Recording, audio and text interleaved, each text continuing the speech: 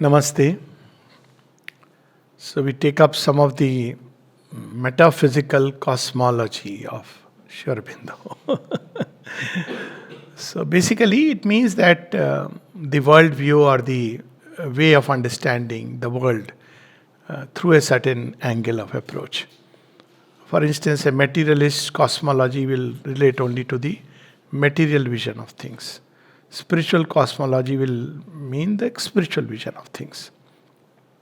So we can do it in many ways. One is we can take man as a starting point, go up and down. Other is we can take it from the way things are evolving.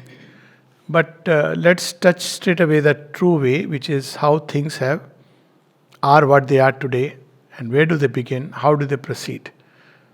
So it is very evident that there has to be a source and an origin, and both logically, common sense wise, this source cannot be many sources, each one having this origin, another person, my origin is something else, your origin is something else, material world is something else.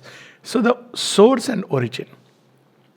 This source and origin of all things is what is called as the supreme. Aurobindo has used the word divine rather than God. Let's first understand that part.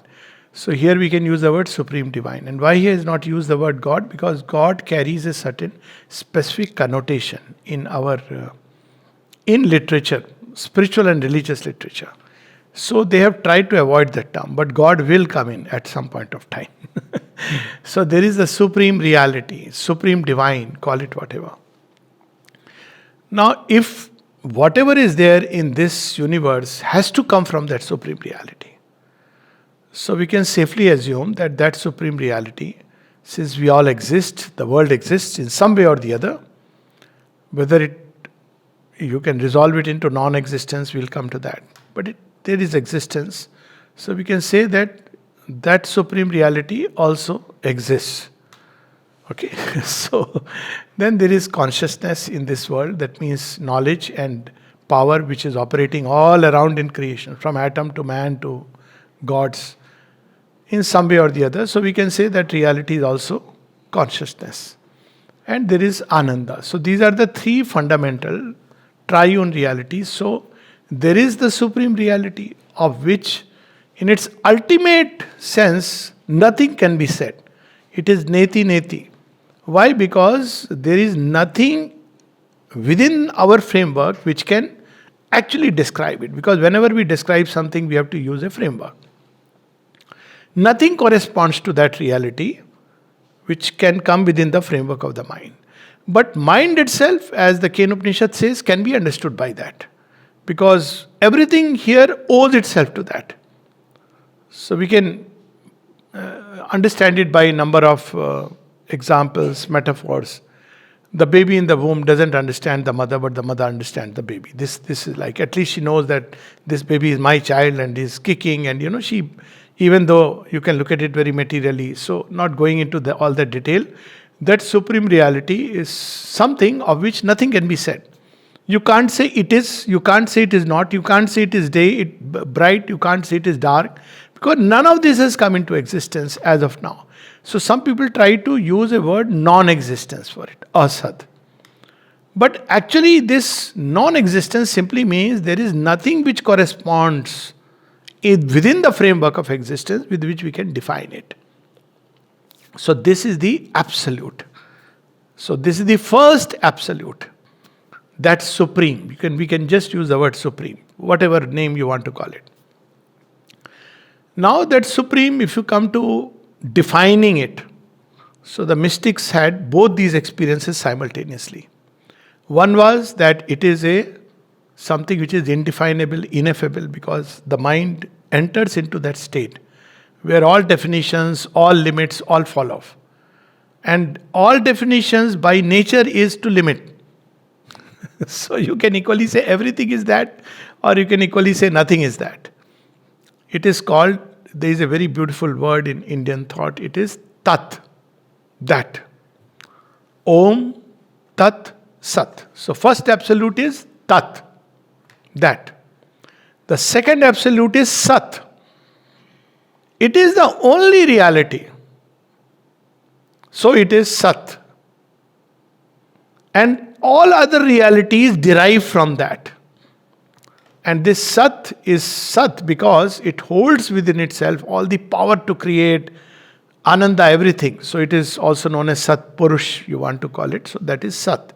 So there is Tat, first absolute. First, second is a way of saying it all exists simultaneously. The second absolute is Sat. The third absolute is Aditi. Aditi is indivisible consciousness. So this Sat is not a finite something, it is infinite. And it holds within itself various possibilities, numerous, infinite possibilities. So the third is Aditi, or the Divine Mother, who will bring out of this Sat all that is held within it. So what does she do? For the sake of, now she has to bring out, she moves Sat to create, or rather impels him, it, these are again human terminologies. So what she does, she brings out of Sat. What does she bring out of Sat? She brings out now Satchidanand, which is unmanifest. So these are the four absolutes, you can say. There is the Supreme, can't use any name, Tat, then there is Sat, then there is Aditi, and then there is Satchidanand, within whom everything is there. Now she has little more made it little clearer. Now Satchidanand has the fourfold Brahman, the fourfold states, Om, which describes all the states, all the possibilities. Everything is there within it. Its three poises, three aspects, we'll come to that later. So these are the four absolutes. And they are all equally, depending on which way you go, you will experience them. Then comes the manifestation. Now Satchidanand, holding everything inside, has to manifest. So in manifestation, there are two. Manifestation means bringing out what is inside. Like an artist paints a picture, or a novelist writes a novel. So where is the novel? Within the heart of the novelist. Where is the painting? In the eye and the heart of the painter. So manifestation is to bring out what is there inherent inside. Who will bring out now? Now there will be the play of Parameshwari and Parameshwara. Together they will bring out. So, how they will bring out? First there are worlds of eternal manifestation. Eternal manifestation means they are not subject to time. They cannot be dissolved. So these manifestations are, because he is Satchidanand, there will be four planes or three planes. One is Satlok, that is the world of eternal manifestation. Then you will have Chitlok, Chit, Sat Chit, world of pure consciousness. And then you will have world of pure delight, Anandalok. Chitlok is also differentiated into two, because consciousness and force are one. We'll come to that a little later maybe in second talk. Consciousness is not just knowledge watching over time. It is also power which effectuates what it sees and knows. It's true even in every human being. We talk of consciousness as an awareness, but awareness invariably brings within you the will to act or not to act, to react, to act in a certain way or not to act in a certain way. The two are together. So you also have some classifications described Chidghan Lok and Tapolok. Tapolok is the world of pure force. So now these are eternal manifestations. They are not subject to dissolution. But that's not enough, because he is infinite. He wants to. Now creation has started, it's not going to stop. It is going to bring out everything possible inside it. So then comes manifestation in eternal time. Meaning thereby, it will, what is time? Time is where things take place successively. So this, in the higher eternal manifestation, things will not follow any particular order or sequence or way, nothing. They're there. Anytime anything can be put forward. It's like literally like a constant miracle if you want to put it from earthly point of view. But then there is a eternal manifestation in time. So time and space have to be born. So first there will be boundless space and endless time. So this manifestation, eternal manifestation in time, is known as Maharlok or the supermind. That's where manifestation is beginning to take place in terms of, it is still a true manifestation, it's still a eternal manifestation, but it is taking place in a way that is successive. Now time and space, some rudimentary is not the right word, but let's say a kind of conception, idea of space and time is born. Let's put it like that. Idea, that's why supermind is the real idea. Idea of space, idea of time. But space and time will follow later. But idea of space and idea of time are already there. And since this manifestation is to create many out of the one, with a plan of unity in diversity, now supermind itself or Maharlok itself differentiates into three particular layers. It is because of supermind that even the many eternal manifestation can be differentiated as Tapolok, Chidghanlok, Satlok, Anandalok, because that is the power inherent in the one that he can differentiate. So supermind's purpose is to start differentiating but not dividing. This we have to understand. It differentiates. So Satlok, Chidghanlok. How does it differentiate? By simply, because supermind, everything is there even in supermind. It puts back certain things and puts forward in the front. How do we differentiate ourselves when we are practicing medicine? We are a doctor. When we have an injury, we are a patient. When we are at home, we are a father or husband. So what we are doing, we are putting forth one aspect, holding back the other. In supermind, when it puts forward one aspect or the other, holds back the other, it's fully aware of what is being held back and what is being put forward. So that's how differentiation starts. So the first layer of supermind is that in which all the possibilities have come, but now they have to be realized in the play of space and time. They're just the idea of space and time has come. Then the second layer, now comes the plan of Ekoham Bahushyam. One wanted to become many. So what does supermind does? In that one infinite consciousness, infinite existence, infinite Ananda, call it whatever, infinite Satchidananda, it differentiates multiple points of concentrations. It's like when you have a pain, wrong example, but you say, I am having a pain here, I am having a pain here, I am having a pain here, I am having a pain here, I have a knot here, I have a knot there. Now what is happening is, it's still the same I, but there are several points where consciousness is specifically getting concentrated. Is that fine? So within the one infinite, there are several points of concentration which have come up. This is the origin of Jivatma in this second layer of the supermind. In the first layer, Jivatma is there, but behind, oneness is predominant. In the second layer, you have predominantly, or rather there is oneness and the multiplicity. Means all the Jivatmas. Meaning thereby our origin is there. And then, but as I said, creation is impelled by the divine Shakti. It is endless, so it won't stop there. So it takes it to the next level. In the third layer of the supermind, each of the Jivatmas, it puts in or charges it or enters into it with the real idea that this is going to be, like you can imagine, this seed will develop into this tree, this plant will develop into this plant.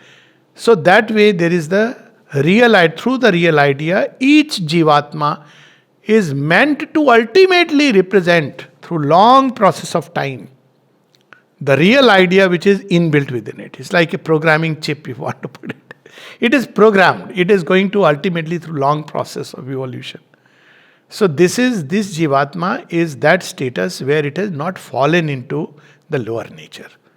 But how will it manifest unless it experience? There has to be a process of growth. Here it is already there, self-evident. So it has to grow, to bring out, because it's all about manifestation. So supermind, 3 layers. First layer where oneness is prominent. Second layer where the oneness and multiplicity both are there. Third layer where the multiplicity is prominent and oneness is in the background. Then when it stays, okay, now manifestation in time will begin. Up till now it is in eternal time.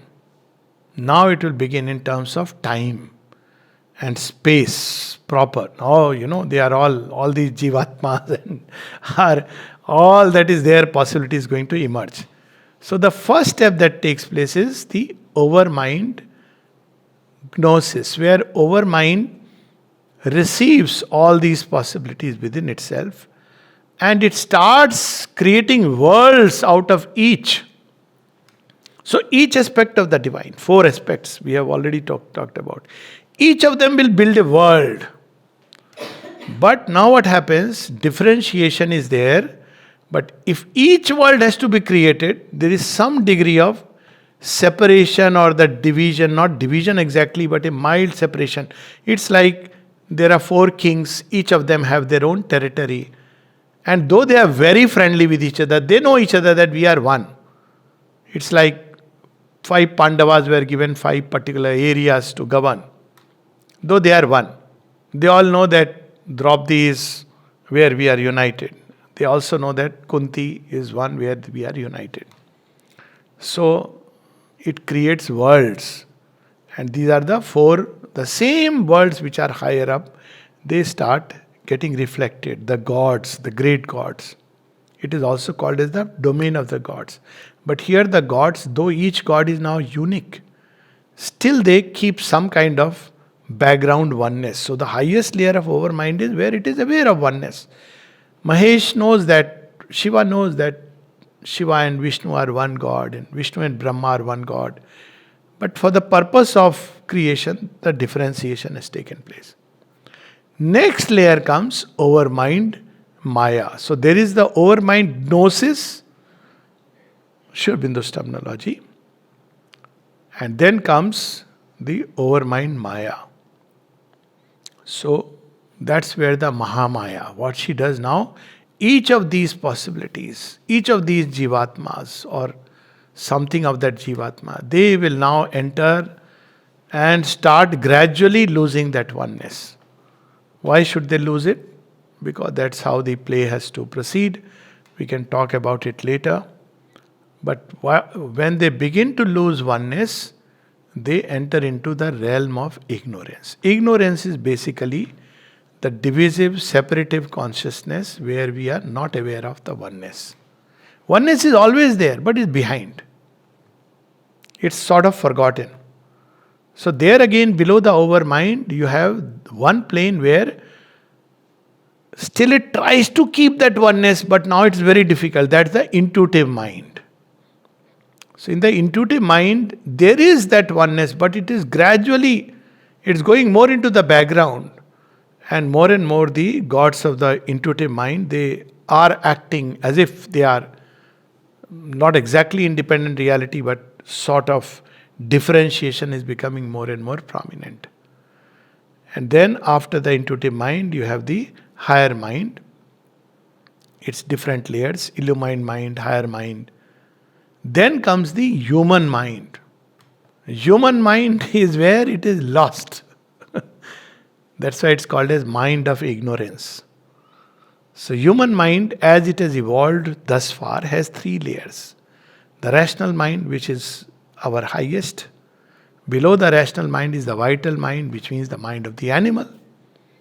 And below it is the physical mind, which means the mind of purely, which is operating mechanically in everything. So physical mind is that mind which is like a mechanical gramophone is playing around. What does it do? It binds us to groups of habit. Vital mind is the mind of the bird and beast. It has its own gati, jumps from here to there. Sometimes it can throw a fork in darkness and hit the jackpot. Sometimes it will miss. Vital mind, that's why it is a mind which imagines, which, because that's how human beings can fly. So it's the mind which imagines things, conceives things, and rational mind clips the wings. No, no, no, not that far. So rational mind orders, organizes, formulates. It is not a mind of knowledge, rational mind, but it formulates all the data it receives from the senses and the life impulse, as well as the data it receives from something beyond it. So its task is to formulate and organize it. Whatever it receives, that's its job description. Very rarely it receives from above. Mostly it analyzes the data it receives through the senses, and then it must organize, classify, etc. Now this is manifestation is called as temporal manifestation. Everything which goes into higher mind and below becomes a temporal manifestation. No more eternal, meaning thereby it is constantly changing. It is subject to time. It's also known as Martelok. Why? Because it is subject to time, therefore it is transitory. Therefore it will be here today, it will not be there tomorrow. It has truth, but a temporary truth. So that's why it is said all things that we experience are transitory. It's true. But why it is transitory? Because it becomes, the moment you enter into that ignorance, it means there is a work going on. What is that work? We can talk about it later. So from the mind, it enters into the Pranalok. Pranalok means now these worlds, lower worlds or temporal manifestation has to derive something from the eternal, because there is no other material. So the supramental gnosis, that power of knowledge which is omniscient, omnipotent, that knowledge limits itself. That's what ignorance. Ignorance is limitation of that knowledge, that truth which is infinite, and becomes the human mind. What is human mind? It's a limited knowledge. That's why it's called as ignorance. Why it is ignorance? Because you know something but you don't know everything. And without knowing everything, you can never understand anything in its totality. That's why there is confusion. We look at something and we think we know. And actually you have to know the totality. And you cannot know by any means when we are in the human mind. So it's a mind of ignorance. So this mind of ignorance is derived from the supermind. How? By limiting itself. That's what Maya does. So the overmind Maya limits. Now what it is doing? It is putting a cap. Beyond, in overmind gnosis, there is oneness. Supermind, there is complete knowledge of oneness and multiplicity. But because the Maya, this limits it, it is called as avidyamaya. Avidya is oneness. So this mind is a mind of ignorance. Where does the life force comes in? What is the force of life? It wants to create. Expand. It's never satisfied with where it is. It wants to go fly in mind, through real time experiences. That's how life is. Where does it come from? From consciousness, chit, tapas. That is the power. So life seeks power. Life wants to create. Why? Because it derived from chit, tapas. So something of that is seen in life as a shadow play. Limited chit tapas becomes life here. Where does material world comes from? From one existence, nowhere else. So the same Satchidanand is shadowed in the worlds of ignorance. And because behind the shadow is the reality, that's how we describe this universe. That there is the supreme reality, it has to be everywhere, but it is covered with ignorance. But because even in ignorance, it derives from that, it is constantly searching for that infinite. That's why human beings are never satisfied, which is a great blessing of the grace. The most difficult people, or most, those who are satisfied with that limited existence. But we try to bring infinity or recapture infinity by the ways of ignorance, because we are not yet ready for the direct experience. What is the way of the ignorance? Through desire. So what is the way of desire? It expands little by little. If I have this, I'll be happy. You have it, then no, this not it. Then you go to another, something more, better. So what are you doing? You are trying to upgrade the illusion. expanding it. And nature is leading us. When the illusion collapses, you feel, oh, mera sundar sapna toot gaya. But see, wait for some time, another sapna will come up, another dream will come. You think, I got it now. Then again this is how nature prepares. Prepares whom? For that grand disclosure, because that supreme reality is beyond anything we can even conceive of.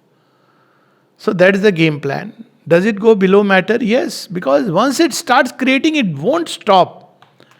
Where does it stop? It stops into completely state of total self-oblivion, total self-loss, where it seems there is no consciousness, no existence, no bliss.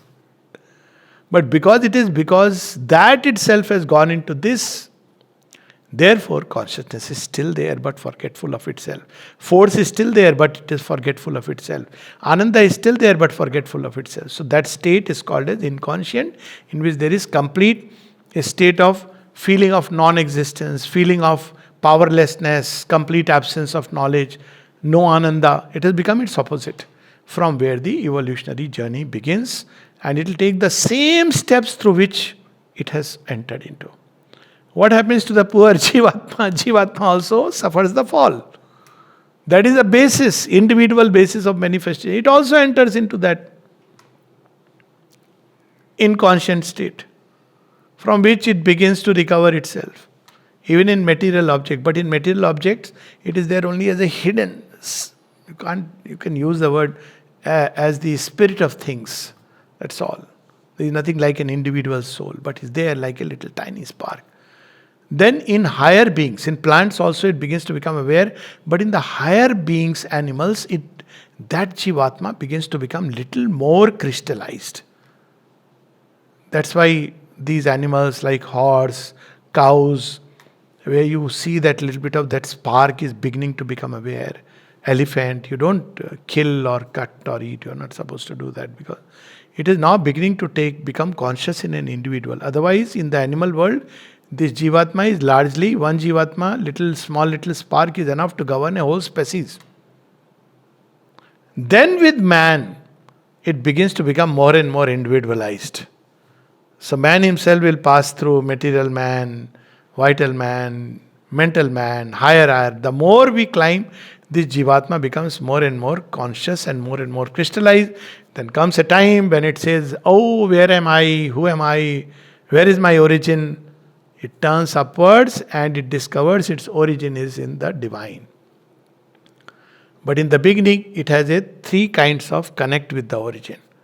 One is, I am here, that is there. The two can never meet, except that I can merge and dissolve. Why this is so? Because of the third layer of supermind, where multiplicity is prominent and oneness is behind. Its shadow falls upon the mind and it conceives. That's how you see certain religions which are called a dualistic. Then there comes another more evolved. It says, well, me and that are one. But still there is this and that. But this is for the purpose, like the wave and the sea. So you have another kind of spiritual experience, all taking place within the mind because of the reflection of a higher layer of supermind, where you know that you are a wave or a portion. Then you go. You see, the second one is in that term, that Purusha there and this Purusha here, they are one. Then you go to the third layer where you say, Soham Asmi, I am that. So all these three experiences the soul can have, and depending on what door it goes through, it will make a whole philosophy or everything out of it. And you'll make a cult, religion, different religions. Because in the mind you are seeing the reflection. But if you enter the supermind, you will have all these experiences simultaneously. Then only you can heal the antagonisms of cults and religions.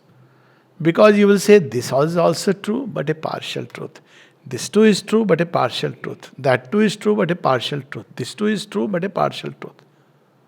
Where is the grand reconciliation? In the supermind.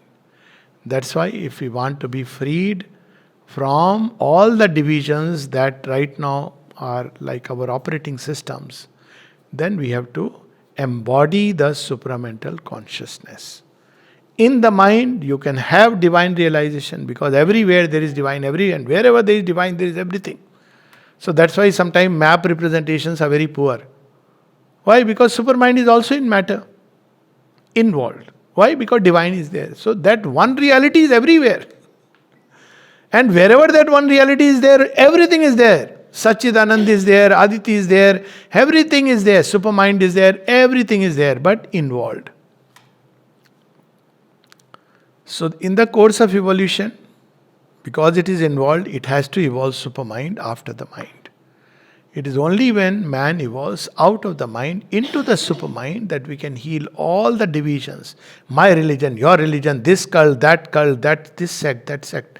That's why Sri Aurobindo's is not a new religion, not a new cult, not a new teaching in opposition to others. But the grand reconciliation of all that has been discovered, experienced, realized, plus one step more in which they are all reconciled. That is the next step, supermind. Short of supermind, we can experience the divine, but we will not be able to reconcile with the multiplicity of the world. With the supermind, we can reconcile and understand the multiplicity of the world. Now, supermind is a very different subject. I am not touching upon it. It's been taken up in detail in classes on the life divine, either recent classes. So I can only refer it to that. But supermind is the link between Satchidanand and this manifestation. Supermind belongs to the higher manifestation, and we'll come to that in the next talk. Namaste.